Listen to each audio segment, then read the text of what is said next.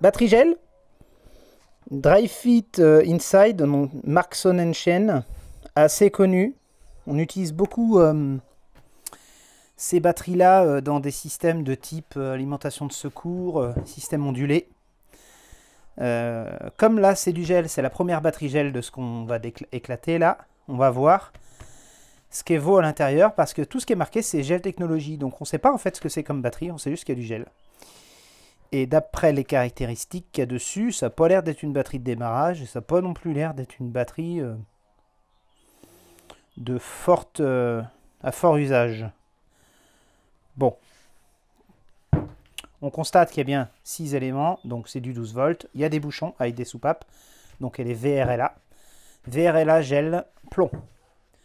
Allez, c'est parti. Maintenant ce free, bien sûr. Alors cette batterie gel, assez facile à découper. Effectivement, c'est du gel. J'ai enlevé la soupape qui se démonte. C'est effectivement une soupape de sécurité. C'est un peu liquide, il y a de l'eau, donc il y a effectivement des émanations. Il y a une sorte de papier qui retient le gel tout autour. Je ne sais pas si c'en est un ici, je ne crois pas. Alors, je remets ma visière.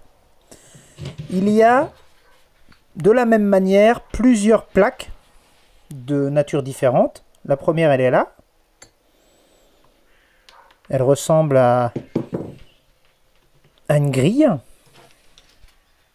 Voir si je peux faire des trous dedans, mais à mon avis. Ensuite, on a un nouveau papier.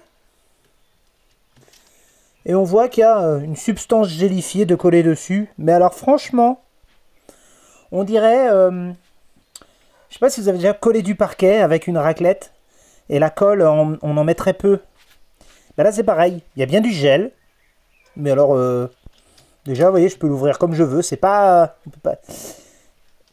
La notion de gel, elle imprègne le buvard, à mon avis. Parce que là, il y en a en surface. Mais voilà, c'est effectivement du gel. Ça ressemble à de la colle supermarché, là. Il n'y en a pas beaucoup, hein.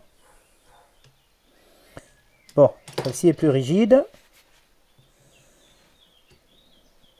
Qu'est-ce qu'on constate? Déjà, ça part pas en miettes. Ensuite, ce sont des plaques assez épaisses, celle-là. Je suis assez content. Celle-ci, ça doit être celle qui tombe en miettes d'habitude. Et celle-ci, ça doit être la grille. Celle qui supporte l'oxyde de plomb. En plus, elle est grise. Il n'y a pas de raison que ce soit pas ça. Je sais pas si je peux la percer. Si, je peux. Est-ce que on voit les grilles derrière? Oui. Petite grille. Une toute petite grille, comme ceci. Quelle épaisseur fait-elle, celle-ci? Elle a l'air épaisse, hein. Je dirais dans les 3 mm. On est à 3. Et celle-ci, on est à 3 aussi. Donc déjà, on est sur une batterie qui ne peut absolument pas faire du démarrage. On est quand même sur des épaisseurs un petit peu grosses.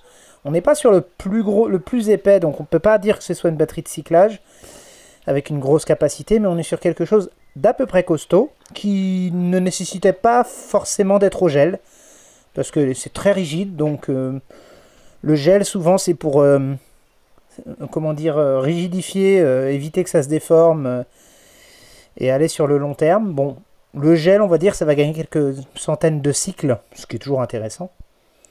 Là, on a un intercalaire, une nouvelle plaque, qui est une grille aussi de la même nature. Voilà, on a le même nombre de plaques. Rien de surprenant. Qu'est-ce qu'on constate? On a, c'est vraiment l'épaisseur. L'épaisseur qui change et l'électrolyte. Électrolyte que je trouve d'ailleurs un peu faiblard. Peut-être s'est-il un peu évaporé, peut-être qu'ils en mettent pas beaucoup exprès, je ne sais pas. Ce composant, c'est pas comme si ça dégueulait de partout, si vous voulez.